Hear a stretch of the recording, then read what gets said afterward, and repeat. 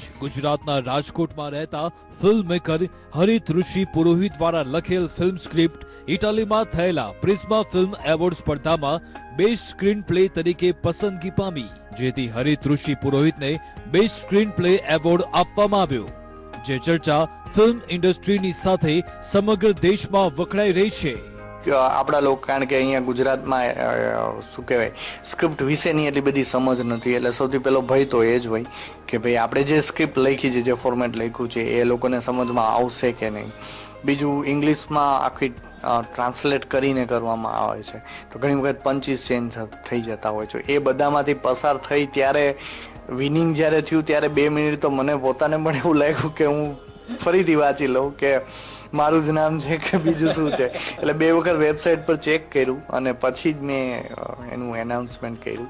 પણ મારા માટે બહુ મહત્વની વાત છે કે મેં જે લખ્યું હતું એને એક મને પ્રમાણ મળ્યું.